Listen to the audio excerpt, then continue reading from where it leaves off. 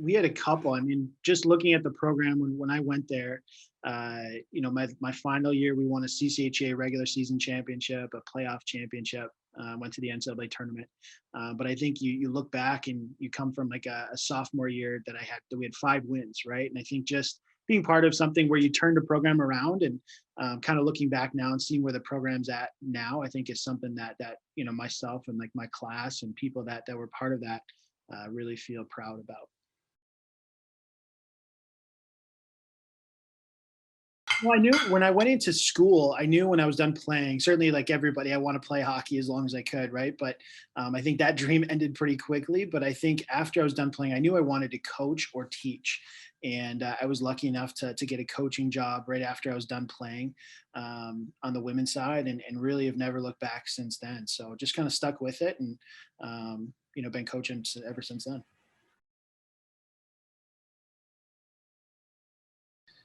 Interesting. Like I get this question a lot, and I think I've had some really good mentors, and I have some really good people that I lean on for help. And Greg Fargo at Colgate's a really good friend of mine. Chris McKenzie at UConn.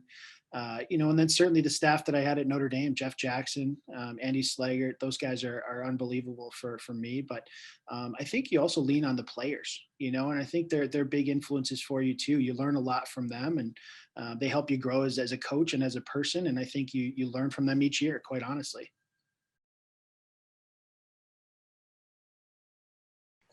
I think I was at Colgate at the time, and I think when you looked at this program, you looked at a very similar situation that we stepped into at Colgate. And I was lucky enough to be part of a staff there that we took a program and really turned it around and made it a very prominent program. And I thought the same thing is true here. You could do the same thing. And I knew coming here, you knew it was a small campus, you knew it was a great education. You knew people wanted to be here for the right reasons, and you knew that, hey, there's an opportunity to win there, right? If the men's team wins a national championship in 2014, there's no reason why the women's team can't win as well, right? And I think when I look back in my college career, going from 5 wins in my sophomore year to a championship team, #1 in the country my senior year, I want that experience for my players. To me, that was a very rewarding journey. And I think that's the same type of journey that I want for our players here. And knowing that and walking through that and being part of that as a player and as a coach at Colgate, I want that here. I wanted that challenge here, and we're still on that journey.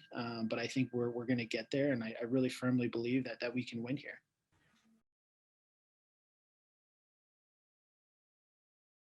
I think the players I think are the best part. I get to work with them every day. I get to talk with them. I get to connect with them.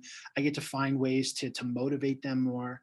I get to find ways to make them better, right? And I think our staff is really a big believers in the whole holistic experience here. And I have a great staff. We work with a great group of women here. To me, that's the best part. I mean, you work around good people, and I think that's what makes the job that much more fun and rewarding, quite honestly. Um, I think two big ones stick out to me. I think first, my first year, we beat Penn State to end like a 55 game losing streak or whatever it was, right? And I think just knowing what that meant to not only the players at that time, but the people around our program and the school itself, and how people felt about that. Just being able to be a part of that and knowing the girls how much effort they put into getting there and to achieving that was fantastic. I mean, that's something I'll never forget. And that really kicked us off. And then I think, last year winning the Mayor's Cup, I think was something special. I think seeing our group be able to hoist a trophy and understanding the years that they've gone through to get to that point. And then especially for that senior class that we had last year that went 4 years through some ups and downs. And I thought that was a nice moment for them to be able to do that at a big venue, quite honestly, too. So it was a special moment. I would say passionate for sure. Super passionate about my job. I would say positive, and I would say detailed. I think that's how we try and approach every day. Just making sure that we're trying to be teachers and be passionate and really detailed in what we're doing.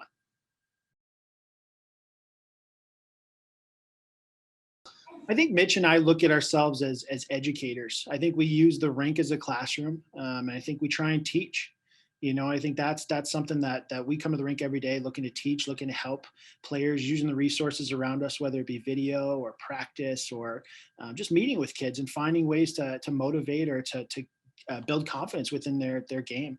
So I think just very much teachers. I don't think we're yellers and screamers. We're very calm. I would think we're pretty level headed, and just really educators and teachers.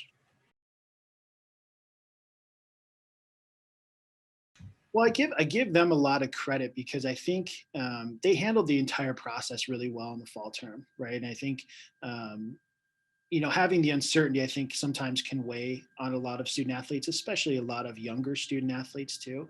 And I give the girls a lot of credit where they handled day by day. We took things day by day, practiced, trained as if we were going to have a season. Obviously we did skill work with practice as a team, but I think really what we tried to focus on a lot was just connecting as a team. And I think we use resources like Doc Wally. We did a lot of team building stuff through our initial quarantine process, through the fall term as well, and just try to bring us together more. And I think the girls were really positive. They loved coming to the rink every day for practice. They worked hard, and they did everything we asked for them off the ice to be able to give ourselves a chance to have a season. So I give them a lot of credit. It was a great experience. Unfortunately, we're not having a season, but I'll say, we're looking forward to even more opportunities to get on the ice and practice together. I think first and foremost, it was just being away for the spring term. I think just being back together for the returners, um, having that sense of camaraderie and being back on the ice was a victory in itself, right? Then you implement a new class of freshmen who are excited to get here. You put them all together and you finally get to like a team practice environment. And really, we started touching on a few things that how we want to play as a team. And the level of practice was high. Like I said, I think the girls came, we kept practice short. They were energized, they were enthusiastic. It was great. And I think we really tried to focus on a lot of skill stuff at the beginning, and I think that's going to be our focus moving forward. But yeah, the girls did a great job, and practice level was really high through the entire fall term. Well, I think the biggest thing right now is since we can't go out and watch is video. Video has been a huge tool for us, and we're thankful for things like Zoom. We're thankful for things, like hockey TV and all these different things that can film games or film practices, whatever it is. And we'd encourage kids continue to send us video. We're watching that stuff religiously. Mitch and I are spending a lot of our time watching a lot of video, and trying to connect with the players that we can. Certainly at the Division 1 level, we have some different NCAA guidelines and restrictions, but we're just trying to get creative and be as creative as you can with virtual tours and watching a lot of video. So I would also include telling kids, hey, if they're ever thinking about potentially doing gap years, I think that's something that they should have conversations with their families about. If they have the ability to do that stuff, it's not a bad thing. And I would just encourage kids, be patient, right? Be patient with this process, and find the positives in it and continue to develop yourself. I think a big silver lining for myself is just spending more time with family and shutting hockey off. And I think that's a really difficult thing to do in season. We have a 3-month-old daughter. We have a 3-year-old daughter. So I think just a silver lining being at home, being able to uh, have meals with them on Friday night, understanding what life is like on a Friday night where there's no game, right? And just being able to do that stuff has been awesome. I think just spending as much time as possible with my family and connecting with them. I think also just reading a lot. I've had a lot more time to read, and not necessarily books, just articles, podcasts and different things too, and just trying to soak up as much knowledge as I can right now.